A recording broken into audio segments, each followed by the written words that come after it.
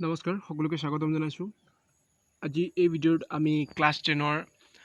পৰিসংখ্যা লেসনটোৰ বিষয়ে আলোচনা কৰিবলৈ লৈছো। এই লেসনটোৰ পৰা এতিয়ালৈকে মেট্ৰিক পৰীক্ষাবিলাকত কি প্ৰশ্ন আহিছে তাৰ বিষয়ে আমি আলোচনা কৰিবলৈ লৈছো আৰু এই লেসনটো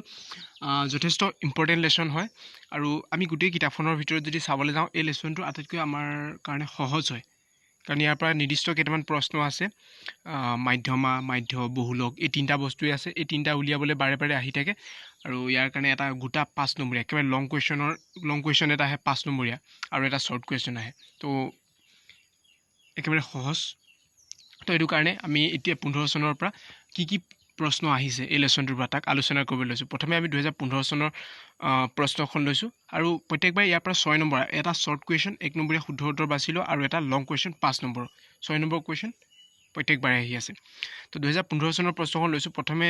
লৈছো এজন বলাৰে 10খন ক্ৰিকেট খেলত দখল কৰা উইকেটৰ সংখ্যা তলত দিয়া ধৰণৰ। এইটো আমাক উদাহৰণৰ পৰা ডাইৰেক্ট দি দিছে প্ৰশ্নাৱলী উদাহৰণৰ পৰা ডাইৰেক্ট দি দিছে। তো ইয়াত আমাক কি কৈছে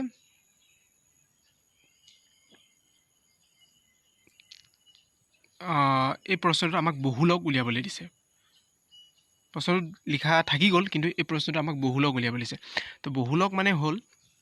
কি যিটো সংখ্যা আটাইতকৈ বেছিবাৰ ৰিপিট হৈ আছে সৰহকৈ আছে সেইটোৱে আমাৰ বহুলক। আমি যদি সংখ্যাকেইটা চাওঁ 2 আছে 2টো কেইবাৰ আছে দুবাৰ আছে, তাৰপিছত 6 আছে 6টো এবাৰ আছে, 4টো এবাৰ আছে, 5টো এবাৰ আছে, 0টো এবাৰ আছে, তাৰপিছত 3টো তিনিবাৰ আছে মানে 3টো আটাইতকৈ সৰহকৈ আছে। তো বহুলক 3 হ'ব। এইটো আমাৰ ইয়াৰ শুদ্ধ উত্তৰটো। তাৰপিছত নেক্সট প্ৰশ্নটো লৈছো 2 নম্বৰ প্ৰশ্ন, এইটো 5 নম্বৰীয়া আহিছিলে।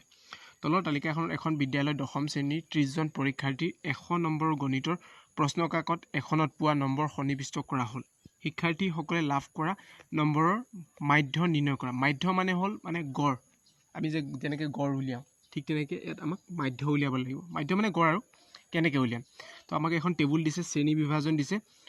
তাৰমানে 10ৰ পৰা 25 নম্বৰ পোৱা ল'ৰা ছোৱালী আছে 2টা, কাৰণ এটা ক্লাছ ৰুমৰ কথা কৈছে। ক্লাছ 10ৰ 10জন ছাত্ৰ ছাত্ৰী আছে, তাৰে ভিতৰত মানে মেথছৰ এটা পৰীক্ষা লৈছে আৰু তাত নম্বৰ পাইছে 10ৰ পৰা 25 পোৱা মানে 15টা আছে ইয়াৰ ভিতৰত মানে 15। এই 15 নম্বৰৰ ভিতৰত পোৱা আছে 2টা আছে, তাৰপিছত 25ৰ পৰা 40 পোৱা আছে 3টা, তাৰপিছত 40ৰ পৰা 55 আছে 7টা, তাৰপিছত 55ৰ পৰা 70 আছে 6টা আৰু 70ৰ পৰা 85 আছে 6টা আৰু শেষত 85ৰ পৰা 100 পোৱা 6টা আছে।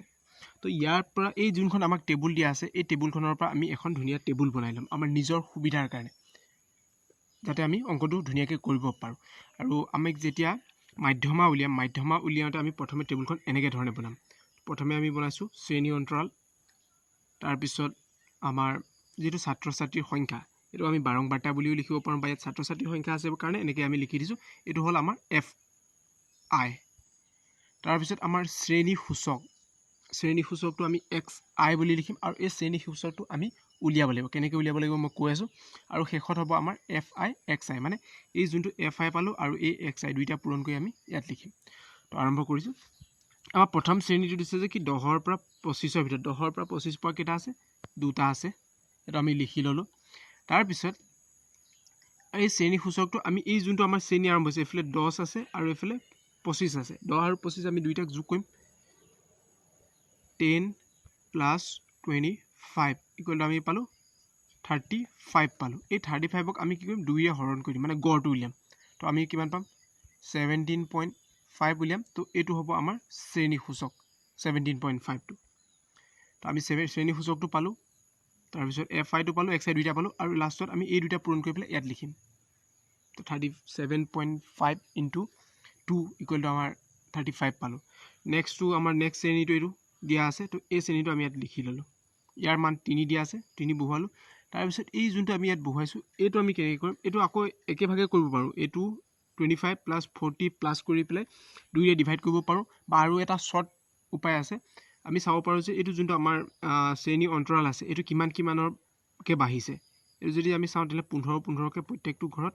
বাঢ়ি আছে, প্ৰত্যেকটো শ্ৰেণীৰ 15কৈ বাঢ়ি আছে। তো আমি ইয়াতে কি কৰিম, আমি প্ৰথম যোনটো উলিয়াম ইয়াৰ পৰা আমি প্ৰত্যেকটোতে 15 যোগ কৰি গৈ থাকিম।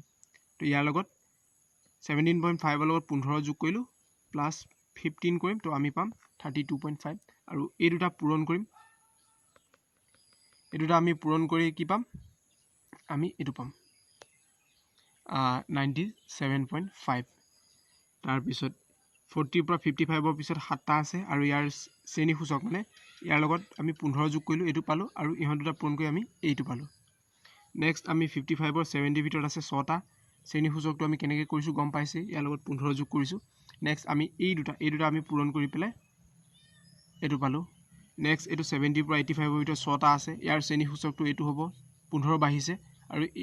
6 আৰু এইটো 7.5 পূৰণ কৰি আমি এইটো পালোঁ পূৰণ কৰি চাব লাগিব আৰু ইয়াত পূৰণটো মানে আৰু এটা কথা হয় এই প্ৰশ্নখিনি কি হয় সকলোৱে সহজ বুলি কয় আৰু সহজ হোৱাৰ কাৰণে কি কয় আমি মনতে ভাবি লওঁ যে এইটো পাৰিমেই আৰু উজু কিন্তু উজু হোৱাৰ কাৰণে আমাৰ ইয়াত ভুল হোৱাৰ চান্সটো বেছি হয় লৰালৰিকৈ কৰিবলৈ যাওঁ তো এইটো কাৰণে আমি একদম ধীৰে স্থিৰে ভালকৈ পূৰণবিলাক কৰিব লাগিব কিনাত কৰি চাব লাগে কৰি পেলাই ধুনীয়াকৈ বহুৱাই যাব লাগে তাৰপিছত এইটো আমি 70 আছে 70 পৰা 85 ভিতৰত ইয়াত 6টা আছে তো ইয়াৰ আমাৰ পালোঁ এই দুটা পূৰণ কৰি আমি এইটো পালোঁ তাৰপিছত শেষত 85 পৰা 100 আছে ইয়াৰ ভিতৰত 6টা আছে আৰু ইয়াক আমি 92.5 পাম আৰু এই দুটা পূৰণ কৰি আমি পাম 555.0 এইখিনিলৈকে আমি টেবুলখন হ'ল তাৰপিছত আমি টেবুলখনত কি কৰিম যোনটো আমাৰ এই FI আছে এই শ্ৰেণীটো আমি গোটেইকেইটা টোটেল কৰি পেলাম আৰু টোটেলটো আমাৰ 30 ওলাব লাগিব কাৰণ প্ৰশ্নটোতে দিয়া আছে 30 জন ছাত্ৰ ছাত্ৰী তো সামেশ্যন অফ এইটোক সামেশ্যন বুলি কোৱা হয় চিনটো সামেশ্যন অফ FI মানে এইটোৱে মুঠ বুজায় যোগফল বা সৰ্বমুঠ FI মুঠ মানে মুঠ FI এইটো বুজাইছে তো এইটো আমি 30 হ'ল প্লাছ কৰিলোঁ তাৰপিছত এইফালে যোনটো আমাৰ FIXI শ্ৰেণী আমি লৈ আছোঁ FIXI লৈ আছোঁ আৰু ইয়াৰো আমি মুঠ উলিয়াম সামেশ্যন অফ FIXI মানে ইয়াৰো যোগফল উলিয়াম আৰু এই গোটেইখিনি আমি যোগ কৰি পেলাই আমি পালোঁ 1860 পালোঁ তাৰপিছত চাওঁ কেনেকৈ কৰিম ইয়াৰ পিছত আমি মাধ্যৰ সূত্ৰটো লিখিম মাধ্যৰ সূত্ৰটো হৈছে এইটো মনত ৰাখিবলগীয়া এইটো ইম্পৰ্টেণ্ট মাধ্যৰ সূত্ৰ মাধ্য equal to summation of FIXI divided by summation of FI তো আমি প্ৰশ্নত উলিয়াই থৈছোঁ তাৰ মানখিনি ইয়াত বহুৱাই দিম সামেশ্যন অফ FIXI মানটো আমি এইটো উলিয়াই থৈছোঁ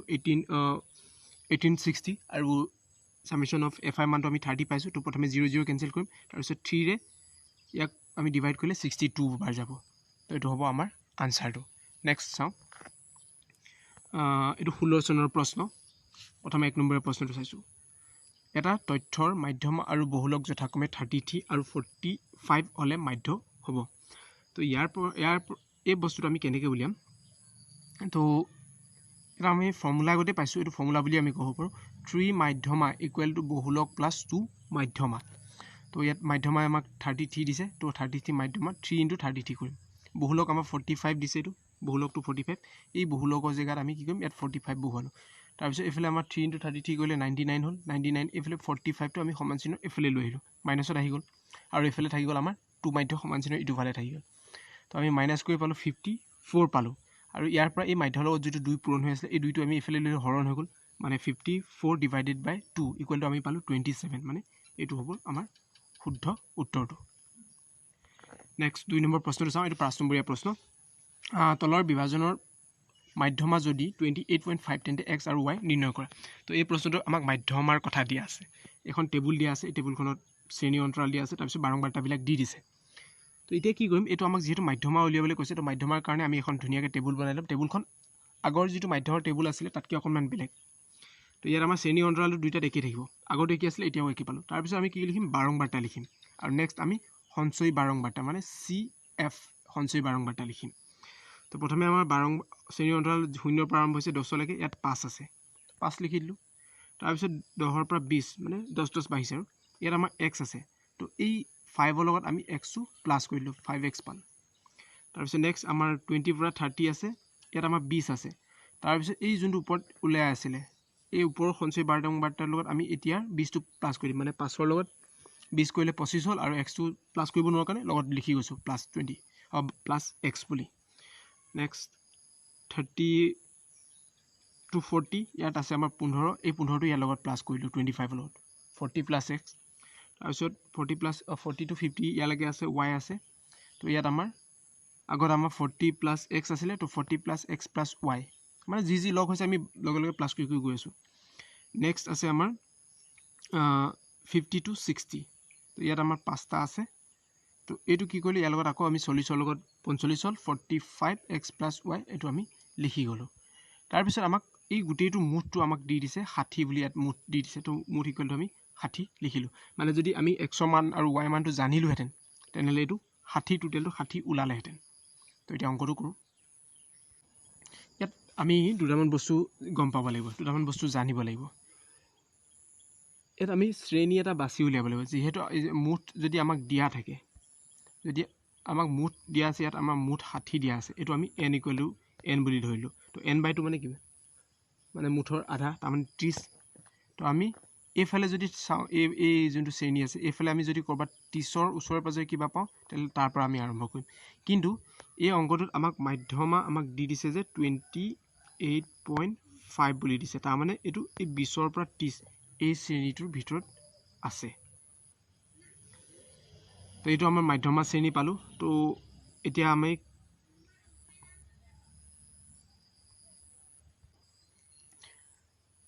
প্ৰথমে আমাৰ